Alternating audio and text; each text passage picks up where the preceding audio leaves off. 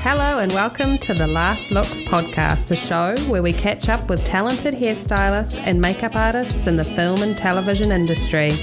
We'll pick their super creative brains and find out all the good stuff. Join me, your host, Jamie Lee, in finding out what's what in the hair and makeup departments around the world.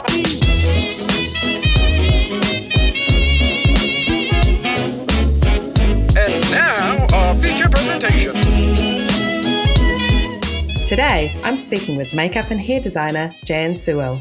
Jan is responsible for helping Rami Malek transform into Freddie Mercury for the film Bohemian Rhapsody, Eddie Redmayne into Stephen Hawking for The Theory of Everything, and again helping Eddie transform from Ina into Lily in The Danish Girl.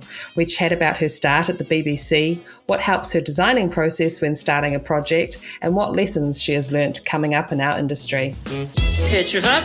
Last looks. Rolling. And action. Welcome to the Last Looks podcast, Jan. Oh, hello. Yes, I'm delighted. I'm really happy to speak to you. Oh, that's awesome. Now, I would like you to finish this sentence for me, okay? Okay. Once upon a time, there was a girl named Jan, and when she grew up, she wanted to be... An interior designer. Very nice. Yes, I know. That's really what I wanted to be. So as a young girl, how did you figure out that was kind of a job? I was always redecorating my bedroom, all of that. I just loved all that. I didn't know about makeup, wasn't into makeup. And in fact, I have actually mentioned this before, but when I discovered makeup was when I was watching television many, many years ago that had first time I'd ever seen anybody aged, but it was a long, long time ago, on a TV show called I, Claudius at the BBC. And I just thought, oh my God, somebody does that for a job. And I waited until the end, and then I saw makeup and a name go up, and it was on the BBC. So I just thought, well, I'll just give them a call. I didn't know that was a job. So before then, I always loved interiors. I loved redecorating my bedroom. It wasn't ever like soft fabrics like cushions or things like that. It was always the painting or moving the furniture around. And actually, I still love doing that. I still like that. But so makeup was not something I wanted to do from a young age, no. Wow. And so what age did you see the show with the aging on that you thought, oh, what's that? But because it was I, Claudius, and it had quite a few famous actors then. So, we watched it as a family, and it was like a whole trilogy, and it was all about, the Roman Empire, and it was quite a big, lush costume drama and lots of intrigue and murder. So it was a great thing to watch, but as the show went on, all these characters started to age.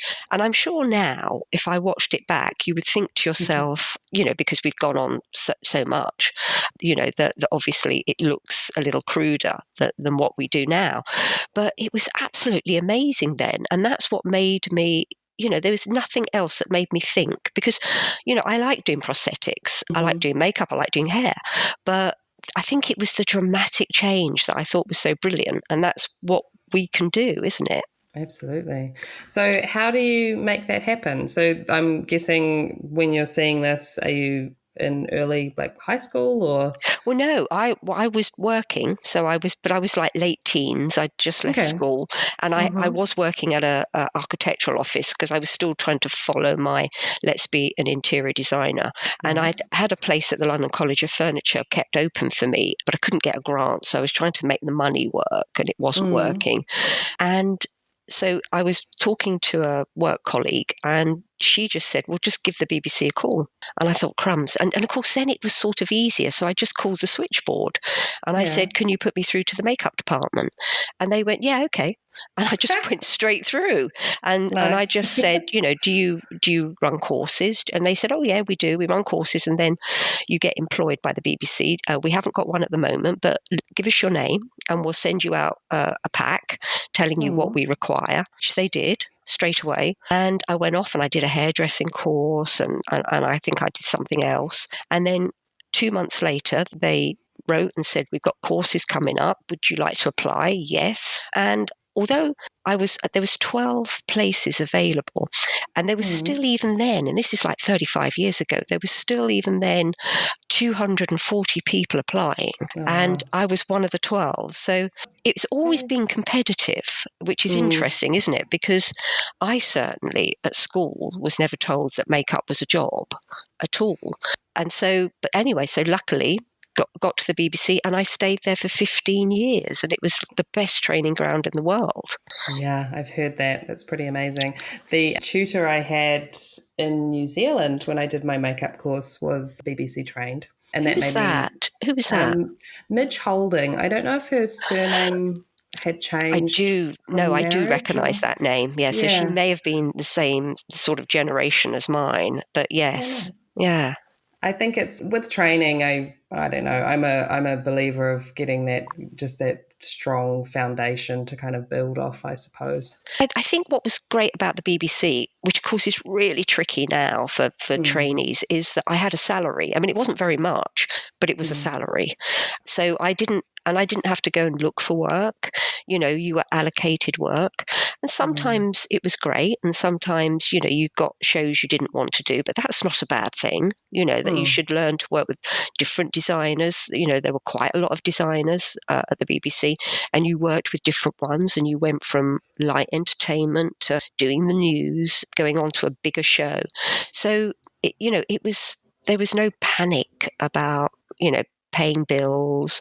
So it meant you could take your time, which I think there's this sort of little bit of a rush at the moment where everybody, I know it's based around the fact that, people want to earn money as well, but it is that thing of you couldn't make it go faster. You couldn't jump to the next, there was a process of how you went up to become a designer.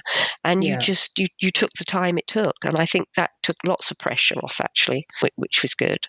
Absolutely. And I mean, at that point too, you're getting to learn from all the people that you're working under. Which is amazing. Well, yes. And, there were people that you thought, I'm not sure. And then there were other people you thought were brilliant. And then you learn how not to do it, and you learn how to do it. And I say that a lot to trainees because, if you get a really good trainee, you want to hang on to them.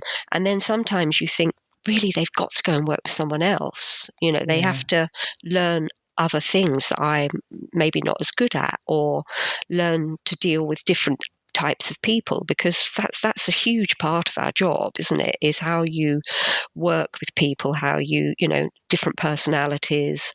So I quite often, when I do have gaps in between projects, it is always good then for the trainees to go off and find someone else. Absolutely. I think that's a positive way of looking at it. Yeah. Yeah, and then you have to get them back. Yeah. Yeah, you're like, come back. Yeah. So throughout the BBC, are you just doing makeup at this point, or are you doing some hair work as well? Well, no, everything. That's what was so great at it, because it was television and ITV were doing the same. They trained us in everything. They trained us firstly in hair and makeup, so that was great. And then it was up to us, really, if we wanted to get into doing the prosthetic side, which I did, because for me, when I did start designing, I think my first show that I actually designed myself was a situation comedy. So, it was just a two-hander, very simple. It was a lovely thing to start with. I then went on and I was put into the light entertainment bracket, which at the time I enjoyed it. And then I thought, I'd quite like to do those big, prestigious shows. But now, when I look back on it, of course, it was a better training ground, because, you would have a comedy sketch to do, and they would want, they would want to look like they're bald, or they would want to look like they were old, or funny lips, or big moustache, and of course, those big prestigious theatre productions that the BBC used to do, a lot of that would be straight makeup and not sort of much more than that.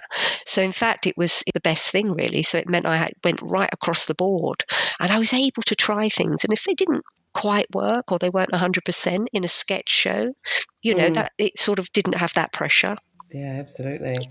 So at what point, did you get to designing in the BBC? Well, I actually designed quite early for the BBC, and I think that was more about where I was, like there'd been a small intake of people at one point. I think that was around near my time.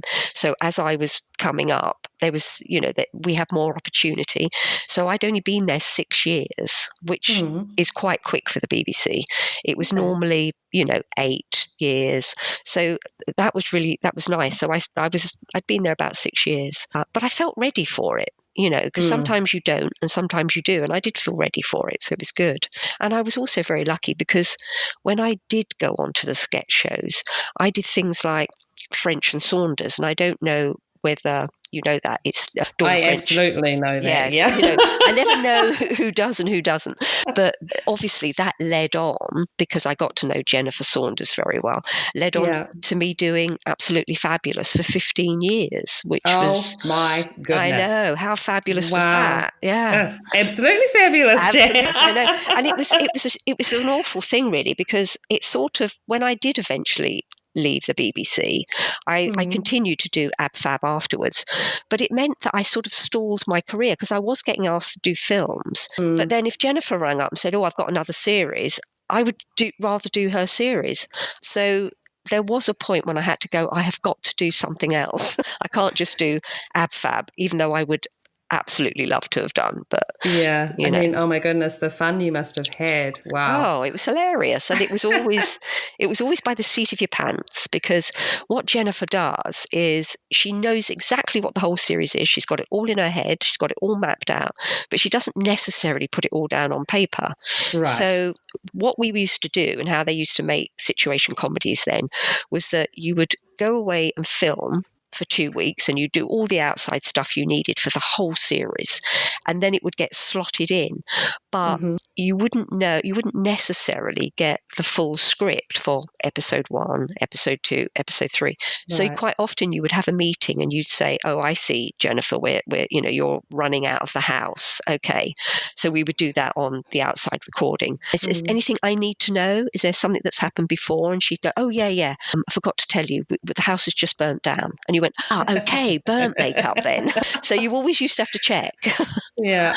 That's amazing. So were you doing the hair as well, or makeup? Yeah, we did. Yeah, all of it. Oh, hair and makeup. I know. I mean, with a fabulous team, of course. But I designed both. Yeah, that's so much fun. Yeah. I have to say that, of course, looking at that on your resume was impressive. But me being me and the comedy that I love, also, I mean, absolutely fabulous. Grew up with it, loved it. But bottom drew my attention, I have to say, because I just love Adrian Edmondson and Rick Mail, and bottom, it's just so wrong, it's right. That must have been a blast, was it? How was that? Oh, it was. I did only one series, and obviously I got it because, of course, Jennifer is married to Ade Edmondson. So I did the show because of that. And it was so funny because you're right, it's so wrong. And I remember, I mean, my son's grown up now, but I remember thinking, should I let him see what I'm working on or shouldn't I? Because it's all yes, it's totally inappropriate. But again, the same thing, like you would laugh so much at the read through because they would do the actions and they'd be hitting each other with saucepans and frying pans and hanging people from the ceiling with sellotape, which of course would never happen, but of course it does. Yeah, but it was almost an extreme version of Absolutely Fabulous, but boy humor, completely. I mean, I kind of graduated onto that from the young ones, of course. And I'm guessing my mother probably was like, should I even be letting her watch the young ones? But it was just it's such silly, wrong humor, but it's kind of harmless at the same time because it's, Yeah.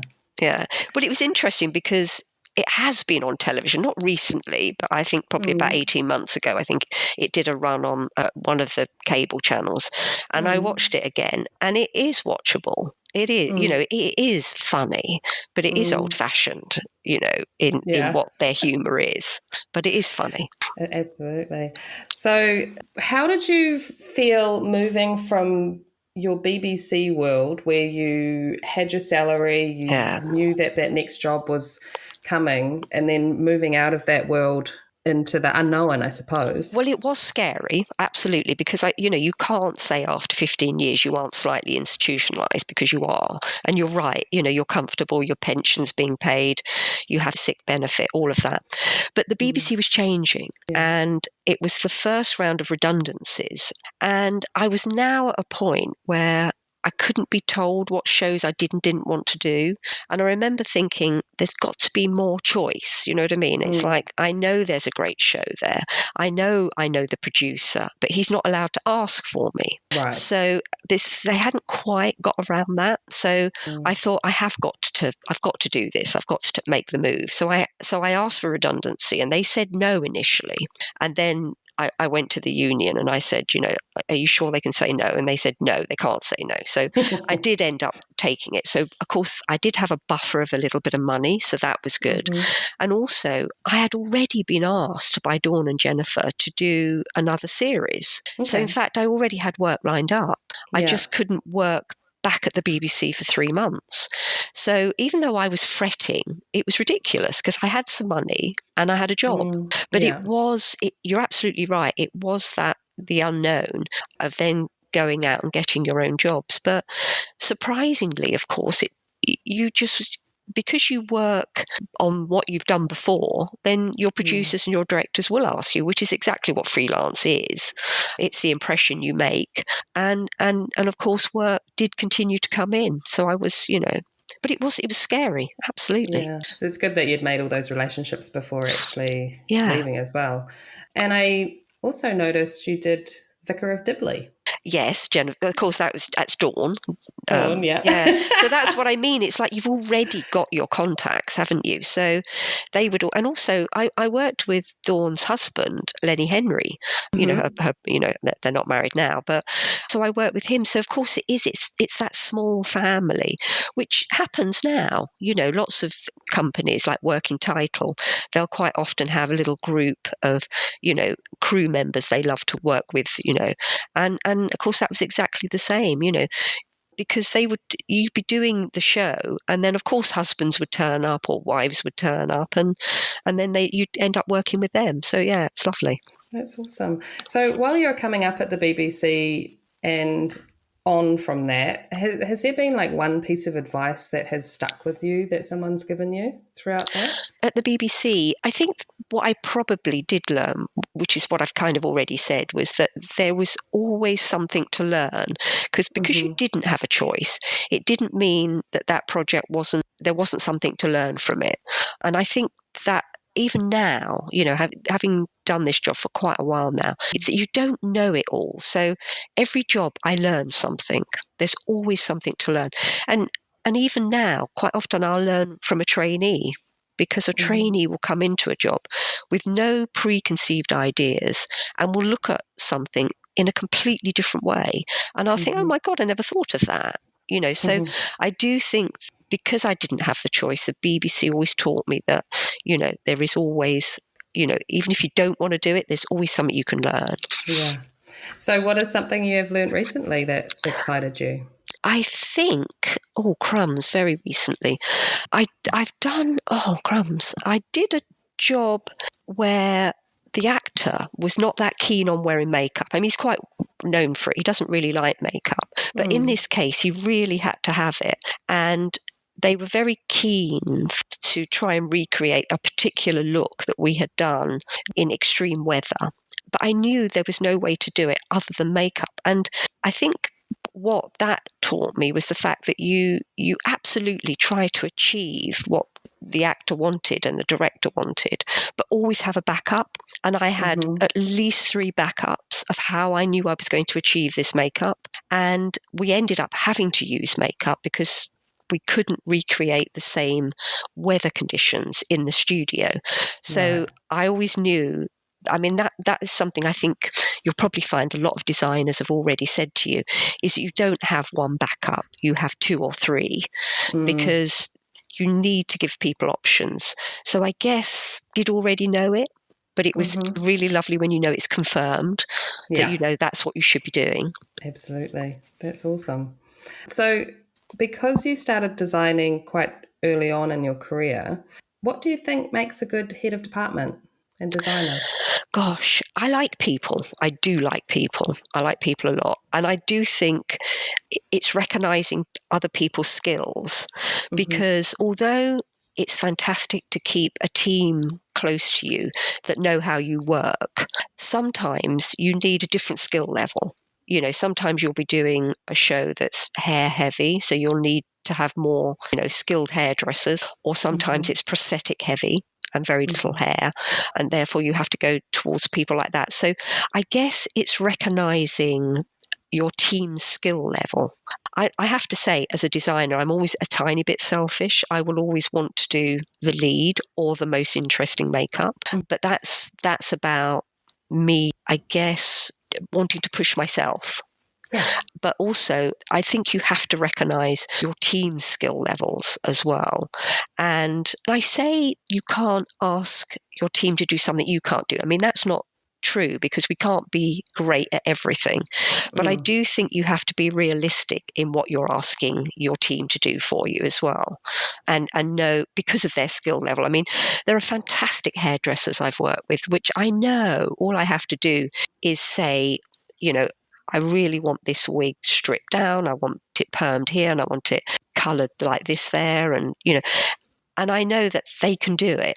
And then, so you're asking that person to do something that they already have a huge skill at. But I probably wouldn't be able to do it as well as them, So I do think, be realistic about what you're asking your team to do, and also let them have an input. 100%. Let them come with ideas to you, and run with them for sure.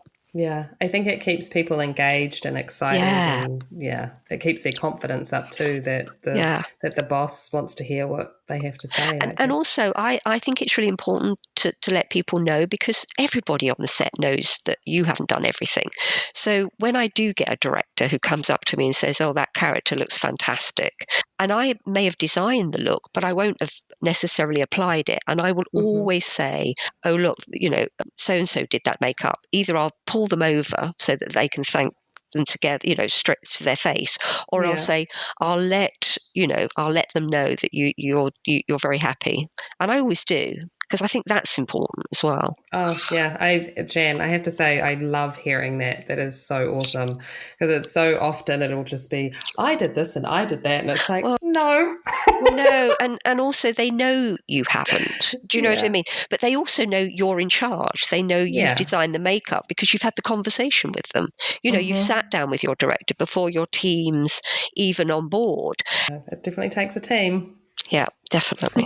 So you started off, I mean, it's mainly television that the BBC were doing, right? Or is there film mixed in there as well? Well, they did started to do film, actually, because I did, before I left the BBC, that's true. They used to start doing, they used to call it a BBC film. And I remember working with, oh my gosh, what was it called?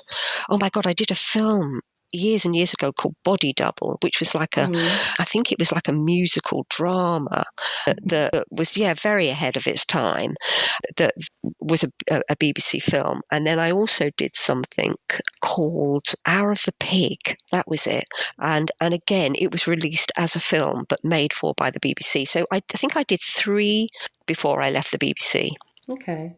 Because, I mean, now you mainly do film, right? I do, yeah. I mean, I've never not wanted to do television. But having said that, the very last project I just completed before, I think we finished filming the end of February, was actually for Netflix. It was George Clooney through his company, which called Smokehouse, but it was for Netflix. So actually, that's the first time I'd worked for television. But it was run like a big film. It was a film. So again, it's almost going back to that same, a film for, as opposed to a series or a television series. Yeah, absolutely. So you have so many wonderful things on your resume, Jan, but I just wanted to touch on a couple of things. So The Theory of Everything, what a fabulous film. Now, you've got quite a few things going on there, because you've got some period stuff going on, you've got some aging, you've got like recreating actual people. When you start something like that, how do you tackle trying to sort out a timeline, I suppose, for characters' development on something like that? Well, it's funny because the timeline I always think is the most important thing. And of course, the first character I had to tackle was Eddie's character as Stephen Hawking. And what I liked to, because I knew what Eddie was going to look like as a young Stephen Hawking. So you've got all your references and you've got all your pictures. I also knew that we were only going up to the 90s. We weren't taking him all the way up to, I think it was 2014, isn't it, that we did it, 2013, 14. So I knew we were just finishing at the 90s. So I knew the end point. He was in the wheelchair. He was quite disabled at that point. Once I'd got the job, I did go to the director, James Marsh, and I just said, and I went to the line producer as well, because of course it's a cost implication. And I said, I really, really want to do a test very, very early on the very last look. Oh, I'm so sorry. On the very last look of what Eddie will look like, because then we can work it out. Because if I've gone too far, if he looks too old or too disabled, or maybe I haven't gone far enough for you, I need to know that you're happy with the last look. I know what his first look is. You know, it'll be a wig with a big floppy fringe. You'll put some glasses on. You know, it won't be much more than that. But once you've got your two looks, then you can work your timeline out. And that's exactly what we did. So I quickly got his face cast and his head shape taken, mouth cast. Christian Mallet was making the prosthetics for me. Chris Lyons was doing all the mouth pieces for me. And we pulled together pretty quickly. I got Alex Rouse making all the wigs. So we did pull the look together pretty quickly in about 3 weeks. And we did a test. And it ended up being a really big camera test, which I hadn't expected, but they put it properly on film. And actually we did change the prosthetics a little bit. We moved them around a bit because Eddie had been working very closely with a movement coach called Alex Reynolds, and he'd been using his face quite a lot without the prosthetics on. And there was a couple of pieces down near his mouth which he found was stopping him pulling a look that he wanted to do. So I got Christian just to remake a few of the pieces around his mouth, just to soften them off a bit and just move them back a bit. And then we did a second test, and then he went, absolutely, that's it, way more comfortable, perfect. But we didn't really change the look that much. But that is exactly what we did. So I think if you've got your first look and then you know where you're going to finish up, then you've got your points in between. And working closely with costume designer and production designer and watching where they, especially in production design, where they're doing their changes, because we went across 3 different decades. So there were different changes in the decade look, and then also the same with costumes. Exactly. Absolutely. So did you do the same type of thing with the Danish Girl? It was slightly different. What I did with Tom Hooper and Eddie is we decided, because this was made by Working Title, they decided that, and Working Title have got big offices in London, and we met up in one of their offices right at the top, and Tom just wanted to take photographs. So what I pulled out was a whole bunch of wigs and different colours and got them all set up in like the 30s hairstyle, just to see which colour would suit Eddie. I mean, if you look at Eddie's colouring, you know that the reds are always going to look good, but I wanted to see whether a dark wig would work or a blonde wig, and I wanted Tom also to see it, and in a strange way to let Tom and Eddie make the choice, even though I always knew I always knew the colours that would suit him the most. And strangely, he does actually look rather good in a black wig. So he, really dark brown wig. But of course, because of his colouring, the wig we ended up with, the red wig, was the one to go with. But and Tom took loads and loads and loads of photographs, and we were then able, from that session, to move on to doing a camera test with that particular wig that I found. And we were able to then put it on camera, that then of course gets shown to the producers, and that gave us Lily, that gave us that look. So, and then of course again the timeline was made out in between. Absolutely, that's very cool. I loved that film. I loved the journey that character went on, and it was. I mean, I thought it was lush and beautiful, and the production design was brilliant, and I thought it had a really lovely pace, and I did think it was sensitively done as well. yeah, it was. I enjoyed that film. And of course, it was Absolutely. lovely watching, because it was like when you see, Felicity Jones and Eddie working together, because Eddie's so generous with his leading ladies, and you saw them in Theory of Everything, and it was the same with him and Alicia Vikander. It is wonderful watching those relationships. So nice, and it's lovely working with Eddie. He's so brilliant. Yeah. So working with him and then meeting Alicia, working with her, and then going on to Tomb Raider with her. So you guys get to like reinvent a character, and it's a super action-driven film. So how was that to do? Well, that was brilliant. And of course, again, down to Alicia, because she did request that I be interviewed. But they were interviewing other designers as well. But, thank Alicia for initially letting me meet Raw, the director. But yeah, we hit it off straight away. I did a big lookbook for him. I didn't necessarily do pictures of what I thought Alicia was going to look like, because she was going to be this established character. What I did have to do was give her a wig, because her own hair wasn't long enough. So it was only about giving her more hair, really. But it was about the colour tones and because although we knew we were going to South Africa to shoot it, it was supposed to be set, most of it, in sort of, Hong Kong, Japan, all those. So all those colour tones, all those yellows and aubergines, and, so that was what was nice about putting a lookbook together for him. I was concentrating more on the textures and the tones, and, we had jungles and, so I don't necessarily just do pictures of faces. And again, Raw and I got on very well. He liked what I showed him, and then that was great, as you say, because I already knew Alicia, so that was lovely, redoing that relationship. And we actually were down in Cape Town for 5 months, so it was a long time away, but fantastic team. She'd asked for the dresser that she'd had before, a girl called Sue Casey, who's lovely, and so it was all crew members I'd worked with before. It was lovely. It was a really fun shoot, actually. I love it, and I have to say, having not been to South Africa before, I thought Cape Town was beautiful, utterly beautiful. Yeah, it is. Heard absolutely amazing things about the place. I just wanted to go back to the book that you put together for the director. Now, is that something that you like to do for each film? I do, yes. I mean, I do it initially to obviously try and get the film, because there are going to be other people that are being asked to interview. So I do like to put images together. I do sometimes do it on computers, because when I did Theory of Everything, actually I presented all my images and all the looks and the journey. I actually did it on my computer, but sometimes I like to do a physical book, and I get one of those great big A3 books that you can get, and I just, depending on what the project is, it's just loads of tears or images or, colour tones, as I say, or textures.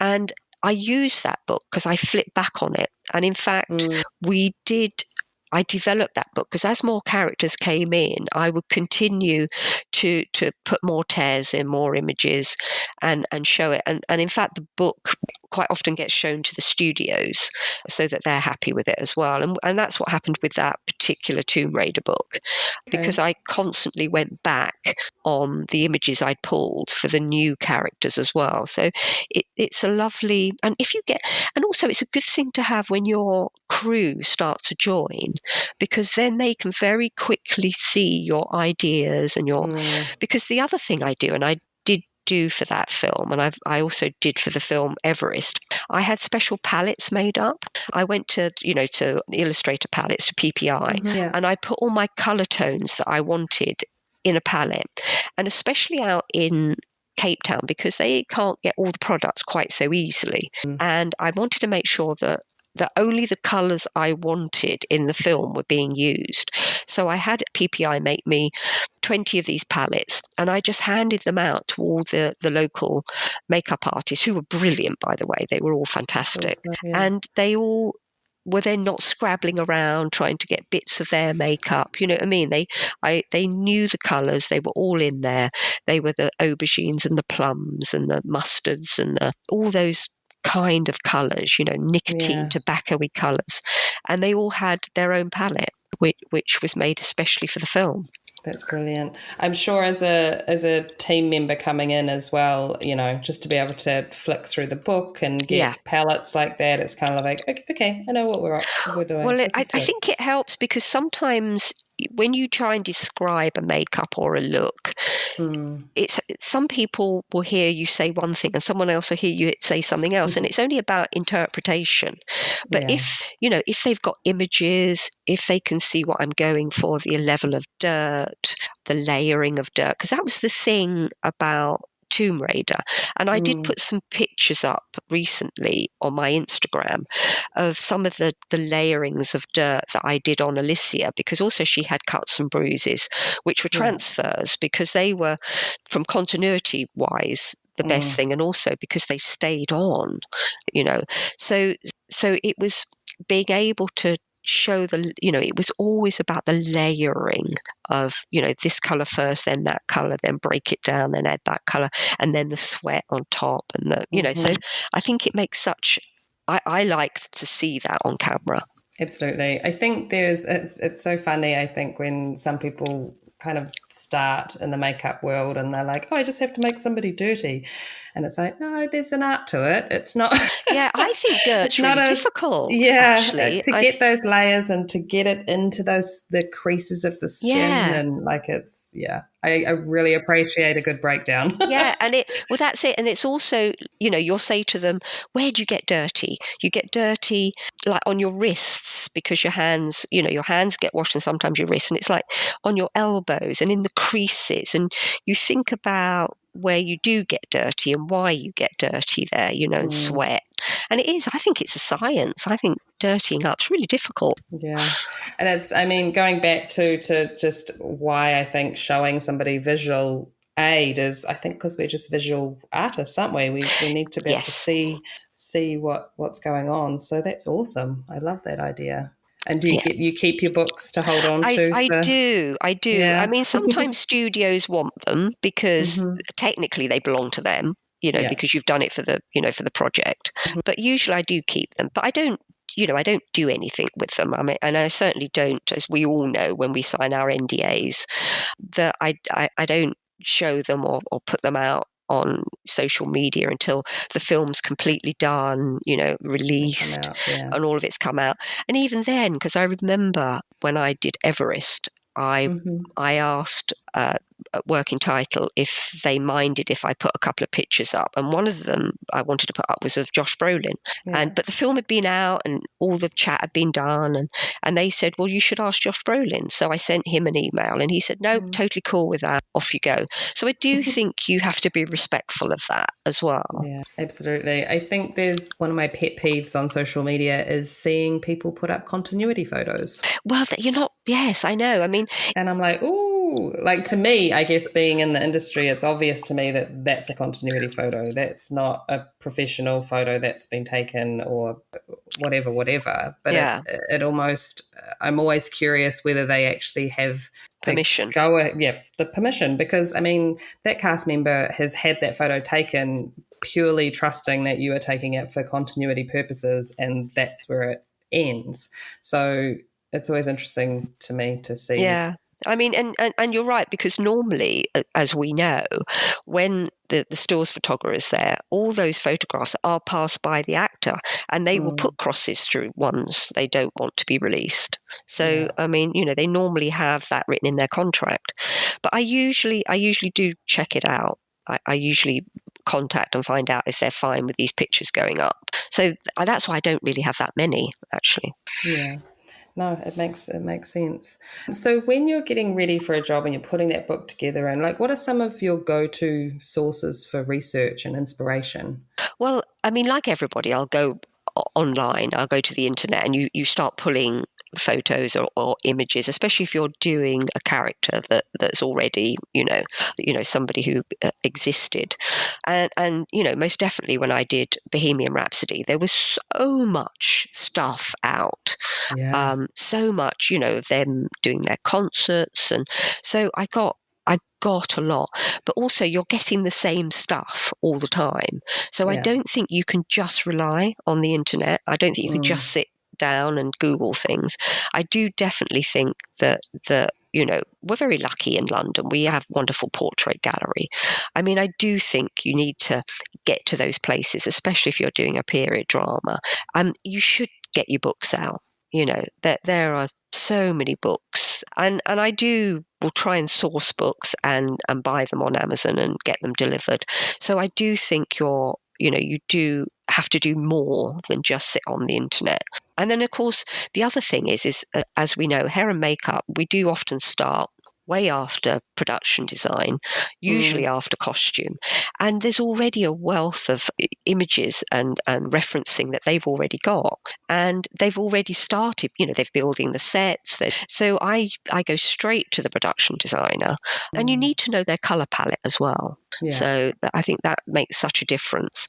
And also, the director, especially if the director has been working on a project for a long time, they will have access. They would have spoken to friends or colleagues and got pictures that you'll never find anywhere because they are private pictures.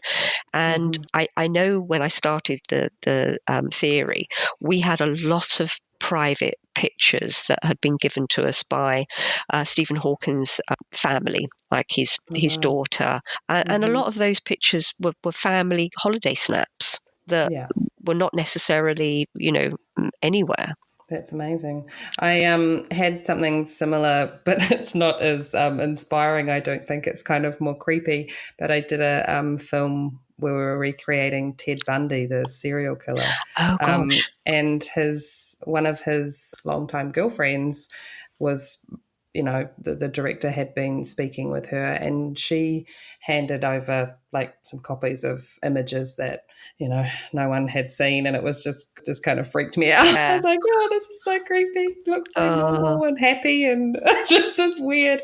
But yeah, it is. You do get to see things that not everyone gets to see sometimes, whether it's photos like that or you go to locations that aren't available to the public, and it's pretty amazing. Well, it's things like, as if you're being asked to recreate, a murder scene or someone's been shot in the head, you have to actually look at that picture. So we also have forensic books, don't we? And I know I'm terrible because what I'll do is I'll go to the back and I'll look at headshot, gunshot wound. And I'll think, oh God, here we go. And I'll go to page 169 or whatever it is, and I'll find that page, and then I'll open it and close it and open it and close it until I can actually cope with looking at the picture of somebody with their head blown off. And then I'll look at it as a makeup and not as a person. I think that's probably the safest thing to do. Yeah, exactly. So it is tricky, isn't it? It is hard to look at some of those referencing sometimes, for sure. Absolutely. So going back to Bohemian Rhapsody, that must have been pretty incredible. Were you a Queen fan to start with? Well, I liked some of their music, but I didn't like all of it until, of course, I started working on it. Yeah. And now, of course, I realise how brilliant and clever and how amazing Freddie Mercury's voice was. And I knew all the obvious ones, I knew all the big hits, but there were so many of them that I didn't know at all. And now, of course, I think they're utterly brilliant, of course. But, oh God, that was unbelievable. And I was so lucky because that was literally handed to me on a plate, because when I was doing Tomb Raider, it was the same producer who, just as we were coming towards Graham King, just as we were coming towards the finishing Tomb Raider in South Africa, and we were about to come back to London to finish the shooting in London, and he was so happy one day, and he'd just been given his green light on Bohemian Rhapsody. And he just said, do you want to do it? And I didn't think he was serious at all. And I went, yeah, I'd love to. And then didn't think about it. And then about 3 weeks later, he said, well, do you want to do it or not? And I just, how brilliant is that? It's very cool. Did you, I imagine you would have just be a bundle of nerves at some point, just knowing that, did you feel like the world was going to be watching? Well, do you know what is sort of silly and naive, really, is I didn't realise how huge Queen were. Right. That's probably a good thing. Yeah, it probably was. As I say, I knew them and I knew their hit songs. I didn't know. And it was so funny, actually, because when we were talking earlier on, my phone rang. I'm sure you heard that. And it was actually Mark Coulier ringing me, because what I didn't realise is that when I approached Mark to make the prosthetics for me, he had been a Queen fan since he was, I don't know how young you have to be, but he actually Forever. belonged to the fan club. So when Wow. I said, would you, come along and do this? Oh my God. And one of the best images in my head was our first day of shooting, when we were recreating Live Aid, and we had, That was Brian your May. first day of shooting? Sorry. First day of shooting. Oh, I know. Jen. I know. It's better to jump in the deep end. It absolutely is. Absolutely. Yeah. And it's a picture of Mark sitting by the monitors with Brian May next to him. Honestly, he was like a kid in a sweetie shop. You know what I mean? my It was goodness. like, best picture ever, best. But yes, I think I realised as we went along how important it was. But the teeth were a main thing, and I'm sure some people thought I did maybe go a little far with those, but I really didn't go as far as Freddie's real teeth. So I don't know. That's I think it's good. I mean, I'm sure you did testing and everything to find that sweet spot. So many tests. Yeah, absolutely. Yeah, I mean, there's so many things involved. It's just like, I mean, Rami needs to be comfortable and be able to perform and everything with what he's wearing. But also, you've got so many different people having their say on what they feel it should look like. And yeah, so I think you find that sweet spot that makes everybody happy, right? Exactly. And I mean, I know I've said it before, but we did genuinely get 20 sets of teeth made, and they really were changing 1 millimeter up, 1 millimeter back, because people were scared. Of course they were. And nobody wants, and on camera things look, things get exaggerated anyway. So, it was important that we went back and went smaller and didn't make them quite so, because Freddie Mercury's teeth were quite irregular, and especially his bottom teeth, they crossed over quite a lot. And we didn't do any of that because it wasn't about making Rami look, it wasn't, it's not about looky-likey, it's about an essence of somebody. And you look at the important bits, you look at the fact that obviously, for Live Aid, he had a moustache, had to get that right. You do see his teeth, he had dark hair. So, Rami had wigs all the way through, obviously. Yeah, it's getting the essence of a character. Just getting a bit of that silhouette and everything. Yeah. Yeah. I have to say, I worked with Rami just for like 2 days on this little shoot that I did with him. And I was the first person to put a full wig and beard on him. Oh my God, what was that for? What did you do? It was Buster's Mall Hat, but I only did 2 days shoot down in Mexico, and I didn't do the rest of the film. So he had like this long, it's like an independent film, and he just had this long scruffy wig on and this long scruffy beard, and he'd never had either put on before, and I could not believe how amazing he was. Isn't he just the loveliest man? I couldn't believe it. I was just like, do you not have nerve endings? Like, how are you not? Because I had just, I prepared him for, some people find, facial hair can be quite itchy and irritating. So, just let me know how you're feeling and how it goes and all that type of stuff. And he was, spending the day sitting in a rowboat with this full beard and wig on, and I'd just be like, how's it going? He's like, it's fine, it feels great. And I was just like, I'm sorry, what? Oh, well done to you. Did you not have to go in and stick it back on or check it? Or No, I needed to check it and just, touch up little bits and pieces and stuff. Neither of them were made for him, so it was that trickiness dealing with that. Yeah. But just the fact that he was comfortable in it was just like, oh my God, you're a dream. Oh no, he is. Yeah, he will sit for you. He's not very good at sitting still, but he will sit for you for as long as it takes, because when you say I'm happy and he looks and he's happy, he wants it just to be perfect, doesn't he? So he's delightful. Yeah. Well, I'll have to tell him that I spoke to you, because I do keep in touch with him because he's so lovely. Yeah, so I will. Awesome. True professional.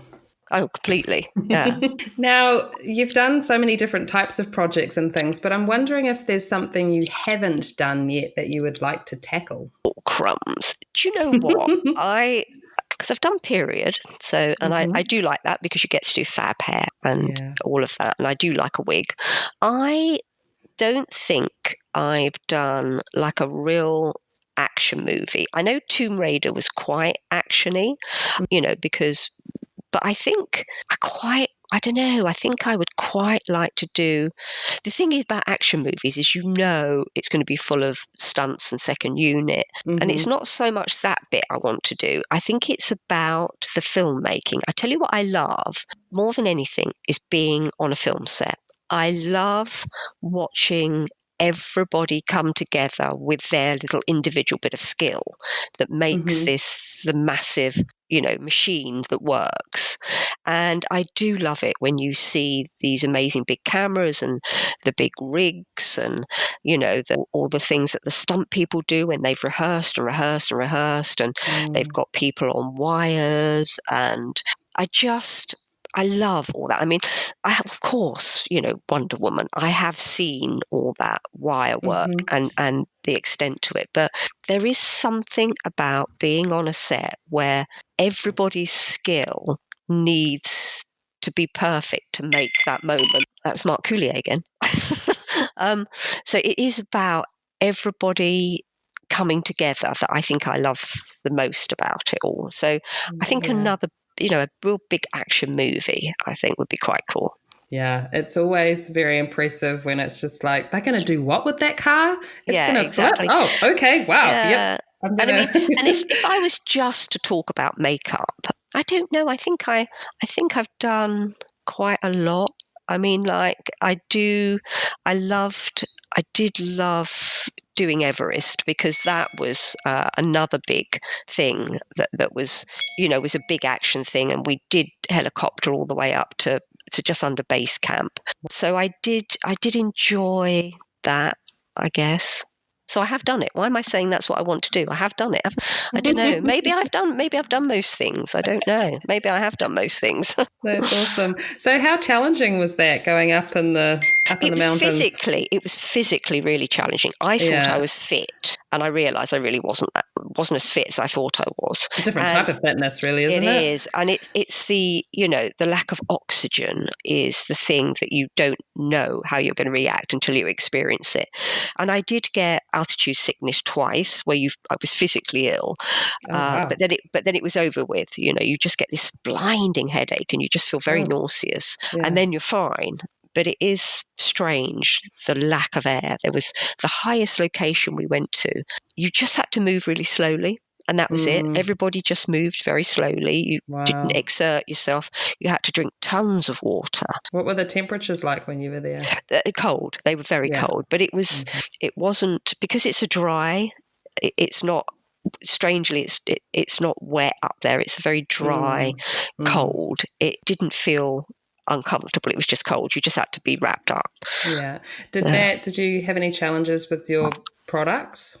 Yes, freezing, of course, everything freezing. You would walk into your makeup room and everything was frozen. So, I mean, certainly anything that you would take home, I mean, it's like you would never be able to take like Prozac up there, because the water content would freeze and then it would ruin the product.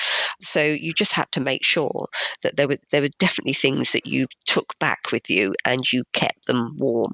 But having said that, going back to our lodges, there was no heating at all.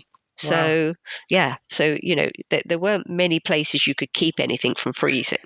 I know. It's Jan with her Prozac and her sleeping bag. I know, that and 2 layers of clothes. I slept with the clothes I was going to wear the next day because I didn't want them frozen when I put them on. I mean, it was that's a really good idea. Desperately cold. Yeah. Oh, my goodness.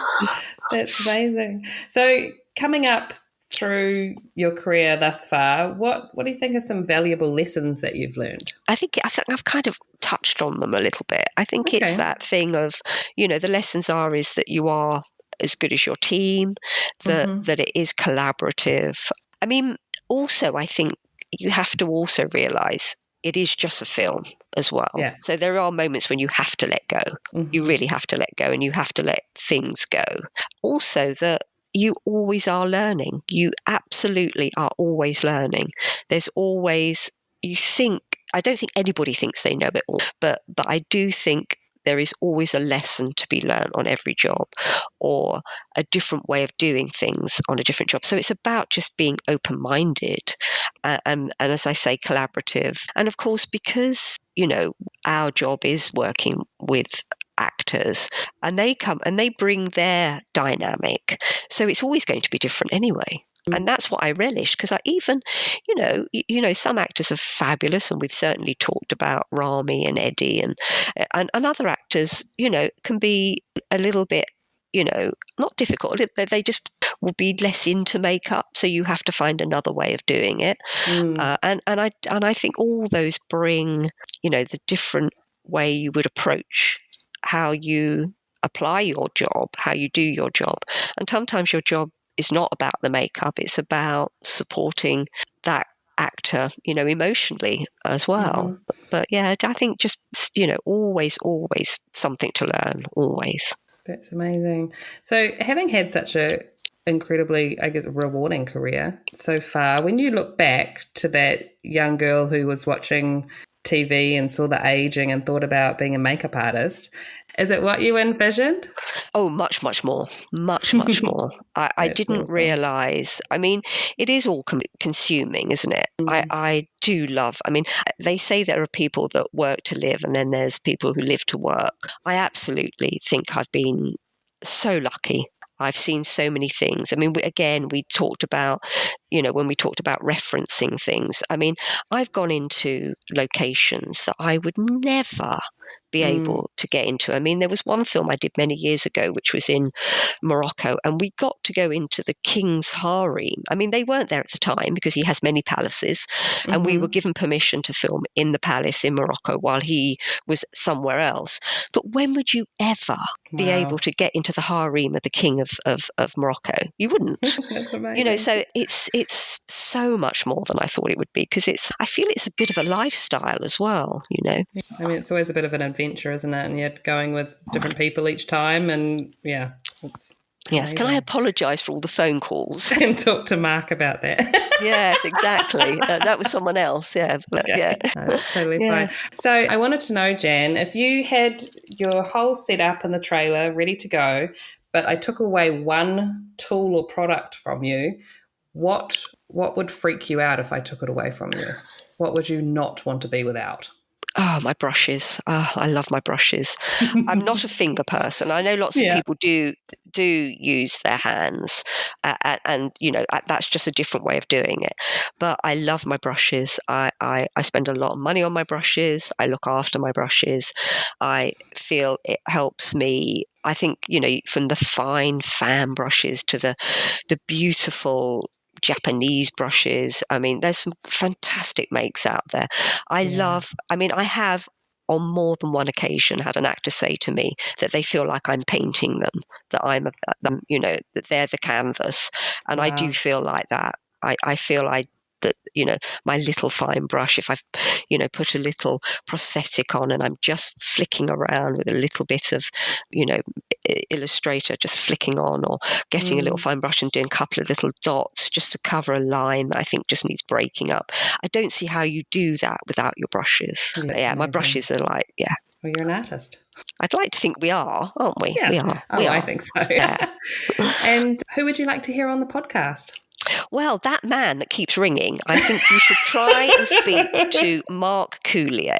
I think he is, I think he's super talented, totally collaborative. And that's the other thing, it's collaboration, isn't it? Yeah. And bounce ideas off. And he's just one of the cleverest people. And I think he will talk and tell you and give you all the ideas. If you can get Mark Cooley, I think that'd be really cool. That's awesome. Well, thank you so much, Jan. This has been so awesome speaking to you. Oh, it's been absolutely lovely. Just lovely, because, we love talking about what we do, don't we? So, and thank you for your stories. I loved hearing your stories. Has anybody interviewed you yet? You should do that. I don't think. Maybe the very last episode. Maybe that can happen. Yes. I have had a couple of people put their hand up to be like, can I be the one that does it? So that's pretty cool. At least you can choose. Yeah. Thank you so much.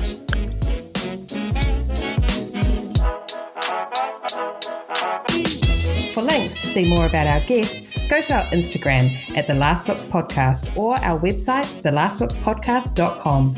If you want to keep up with new episodes being released, be sure to subscribe through Apple Podcasts, Spotify, Amazon, Google Play, YouTube, or any podcast streaming platform. And remember, if you're enjoying the show, share it. The Last Looks podcast would like to thank Brett Stanley and Sabrina Castro. The song Fun Time by DJ Quads. Thanks for listening. Until next time. That's a wrap, people.